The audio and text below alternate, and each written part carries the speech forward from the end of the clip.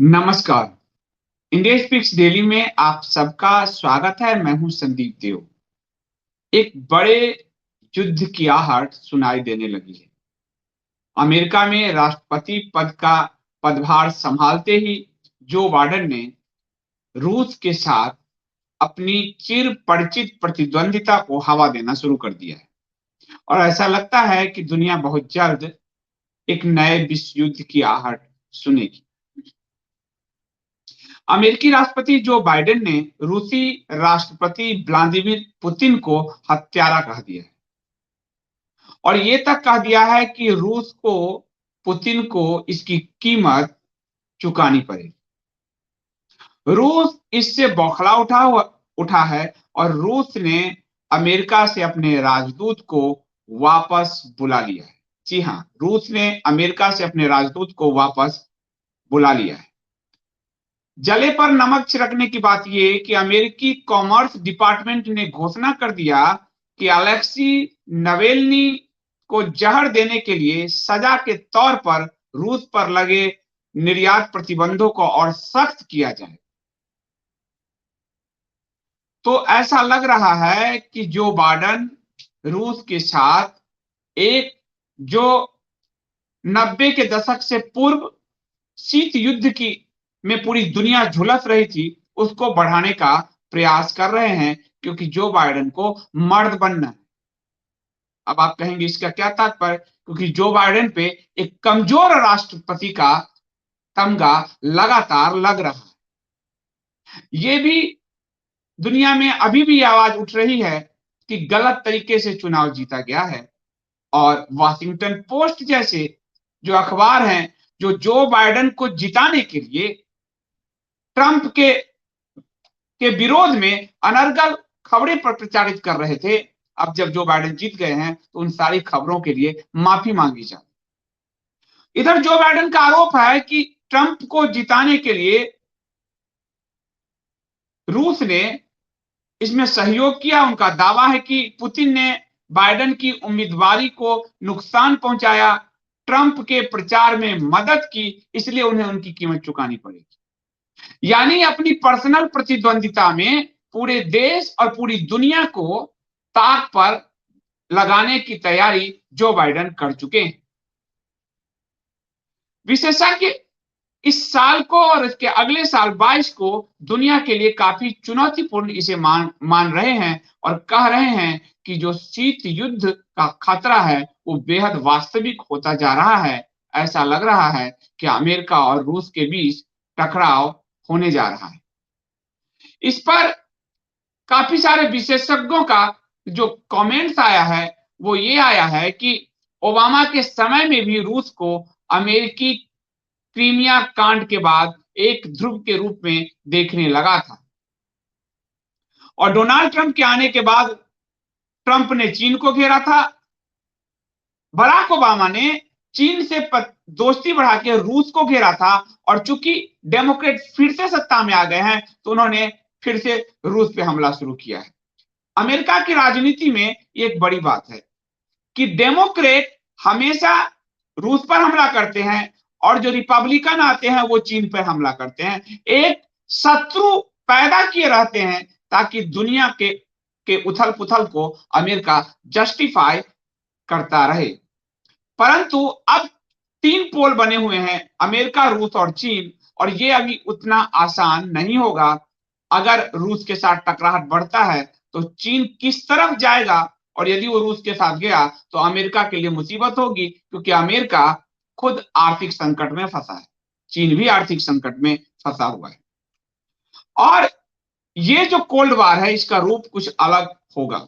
इसमें छोटे युद्ध हो सकते हैं, जैसे मिडिल ईस्ट में, जैसे सीरिया में अमेरिका और रूस टकरा रहे हैं। आपको ध्यान होगा कि अमेरिका और रूस यानी मॉस्को और वॉशिंगटन के बीच ये जो टकराव है वो अलग अलग देशों में हमें देखने को मिल सकता है, जैसा कि शीत युद्ध के काल में दिखता था। अब पूरा जो हिंद प्रशांत क्षेत्र है वो सबसे बड़े चुनौती का केंद्र है बनेगा। यहां चीन के साथ टकराहट, रूस, अमेरिका, इस सबके युद्ध का मैदान भविष्य में हिंद प्रशांत क्षेत्र बन सकता है। और जो बाइडेन बहुत बड़ी गलती कर रहे हैं क्योंकि रूस पर व्लादिमीर पुतिन की बहुत अच्छी पकड़ है। आप बताऊं कि इस स्थिति में रूस क्या कर सकता है? रूस डायरेक्ट अमेरिका की जगह अमेरिका का हित जहां-जहां है, उन देशों को हिट कर सकता है। व्यापारिक रूप से, आर्थिक रूप से और छोटे-मोटे युद्ध के जरिए भी, जैसे कि आप सबने सीरिया के युद्ध में देखा है। सीरिया को अमेरिका तबाह करना चाहता था, लेकिन रूस चूंकि सत्ता के पक्ष में खड़ा हो गया, तो अमेरिका वो उसको अंजाम उस तरीके से नहीं दे पाया जैसा वो देना चाहता था। विशेषज्ञ मान रहे हैं कि जापान, ऑस्ट्रेलिया, इजराइल, ये जो अमेरिका के मित्र देश हैं, उसके साथ रूस की टकराहट बढ़ सकती है अमेरिका को डैमेज करने के लिए, और फिर छोटे-छोटे युद्ध के रास्ते तलाशे जाएंगे ताकि अमेरिका और रूस उथल-पुथल मचाते रहें और दुनिया इस उथल-पुथल से झुलसता रहेगा। विशेषज्ञ ये भी मानते हैं कि कोरोना काल के बाद अमेरिका और यूरोप का आर्थिक पतन शुरू हो चुका है। उनके जो आर्थिक नियंत्रण थे, वो धीरे-धीरे ढहने लगे हैं और अमेरिका पर कई ट्रिलियन डॉलर का कर्ज पहले ही चढ़ चुका है। आपने देखा था कि डब्ल्यूएचओ में से फंड तक अमेरिका ने छीना था। वो एक अलग कारण था, डब्ल्यूएचओ को सजा देना चाहता था अमेरिका, लेकिन ये भी बात सच है कि कोरोना के बाद अमेरिका पर आर्थिक कर्ज बढ़ा है, संकट में वो घिरा हुआ है।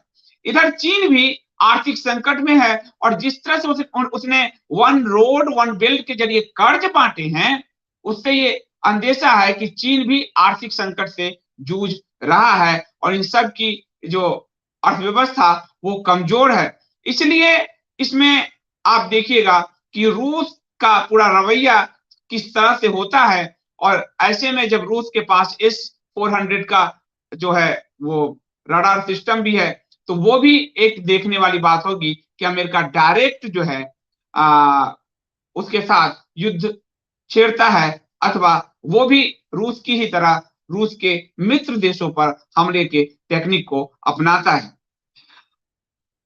इसमें यह भी कहा जा रहा है कि जो मैंने आपको शुरू से कहा कि मर्द बनने की बात जो बाइडेन के द्वारा, यानी रिपब्लिकन पार्टी लगातार, उधर चीन भी लगातार कह रही है कि जो बाइडेन एक कमजोर राष्ट्रपति है और इसीलिए जो बाइडेन ने आकर ओबामा के रास्ते को अपनाया, यानी अपने पूर्ववर्ती डेमोक्रेट ओबामा के रास्ते को अपनाया और रूस को घेरने की योजना में उसने रूस के राष्ट्रपति व्लादिमीर पुतिन को हत्यारा तक कह दिया और ये बात रूस बर्दाश्त नहीं करेगा। उसने अपने राजदूत को बुलाकर इसे साबित भी किया है।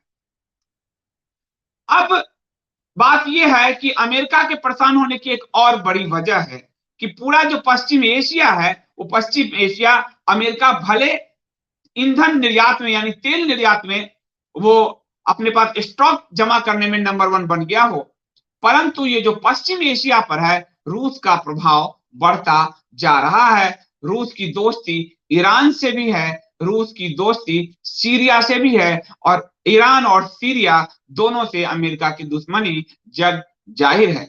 इसलिए अमेरिका जो है उसके लिए इस शीत युद्ध के काल को जीतना इतना आसान तो नहीं होगा और इसलिए अमेरिका जब ये कह रहा है कि रूस के राष्ट्रपति पुतिन को हत्यारा, तो अमेरिका को सोचना चाहिए कि वो पूरी दुनिया को, क्योंकि ये दो महाशक्तियां ही नहीं टकराएगी, पूरी दुनिया को वो किस रास्ते पर धकेलना चाहता है। अब सबसे बड़ी बात यह है कि भारत की इसमें भूमिका क्या रहेगी। भारत के इकोनॉमी को माना जा रहा है कि कोरोना संकट के बाद सबसे तेजी से यदि रिकवरी कोई कर सकता है तो वो भारत है। हालांकि कोरोना का जो नया स्ट्रेन आया है उसमें थोड़े प्रधानमंत्री ने कहा है कि बेहतर एहतियात की जरूरत है, परंतु ये भारत की इकोनॉमी को पूरी दुनिया एक होपफुल नजरिए से देख रही है। कोरोना का जो असर यूरोप अमेरिका पर पड़ा, भारत पर वो असर नहीं पड़ा है। अब देखना यह है कि भारत अपने पाले में या भारत इस शक्ति संतुलन में को कैसे साध पाता है और यही कारण है कि भारत में जो मिडिल ईस्ट है इस चीज को समझ गया है कि वो एक जंग का मैदान हो गया है, इसलिए सऊदी अरब जैसे देश भारत में अपना निवेश कर रहे हैं। रिलायंस इंडस्ट्री में अरामको हिस्सेदारी खरीद रही है और ये जो मिडिल ईस्ट के देश हैं वो कई देश लोकतांत्रिक भारत को एक विश्वास की नजर से देख रहे हैं, जहां वो अपने तेल के संसाधन को सुरक्षित रख सकते हैं। तो प्रधानमंत्री नरेंद्र मोदी ने जो संसद में कई बार कहा कि कोरोना के बाद एक नई नई विश्व व्यवस्था, एक नया वर्ल्ड ऑर्डर विकसित होने जा रहा है, वो साफ साफ दिख रहा है। पश्चिम देश चाहते हैं कि नई जो आर्थिक और राजनीतिक व्यवस्था रहे उसमें उसकी बादशाहत रहे, परंतु भारत इसको बहुकोणीय बनाने की का प्रयास करेगा और ऐसे में अमेरिका जो रूस से टकरा रहा है, यह अमेरिका अपने ही यानी अपनी ही कुल्हाड़ी पर पैर मारता हुआ दिख रहा है। भारत की आर्थिक भागीदारी यदि बड़ी होती है और वो संतुलन साधता है तो इतना आसान नहीं होगा दोनों क्षेत्रों को भारत को इग्नोर करना। नया जो ये वर्ल्ड ऑर्डर बनेगा उसमें चीन मजबूत नहीं रह पाएगा और रूस अमेरिका जब टकराएंगे और अपनी लड़ाई दूसरे दूसरे देशों के मंच पर ले जाएंगे तो अकेला जो यहाँ आशा टिकी हुई है वो भारत देश है। और भारत देश इसीलिए भारत का रिश्ता सबके साथ है। प्रधानमंत्री नरेंद्र मोदी सभी देशों के साथ रिश्ता बनाया है, किसी एक तरफ नहीं है। और ऐसे में भारत की जो पॉलिटिकल लीडरशिप, भारत की अर्थव्यवस्था वो तेजी से उभर सकती है और माना जा रहा है कि भारत नया एक वर्ल्ड ऑर्डर को डिफाइन करने में भारत की भूमिका बड़ी होगी। अब ये देखते हैं कि जो बाइडेन रूस को कितना रोक पाते हैं या रूस जो बाइडेन को कितना रोक पाता है, लेकिन पूरा यूरोप और अमेरिका के लिए रूस की तकनीक जो है वो एक बड़ी चुनौती है। S-400 जो टेक्निक है वो भी चुनौती है और रूस ने धीरे धीरे अमेरिकी डिजिटल उपनिवेश से निकलने की दिशा में तेजी से कदम बढ़ाया है, जैसे चीन पहले निकल चुका है। तो रूस ने भी धीरे धीरे अमेरिकी उपनिवेश से निकलने के लिए तेजी से कदम बढ़ाया है। अब इस वर्ल्ड ऑर्डर के बाद, कोविड-19 के वर्ल्ड ऑर्डर के बाद ये जो बन रहा है उसमें एक बड़े युद्ध की आहट दिख रही है और उसमें भारत की भूमिका बड़ी होने वाली है, उसकी अर्थव्यवस्था बड़ी होने वाली है, ये संदेश इसमें साफ छुपा है। तो देखते हैं कि दुनिया धीरे धीरे क्या करवट लेती है, लेकिन ये तय है कि मानवता की कीमत पर रूस और अमेरिका जंग छेड़ेंगे।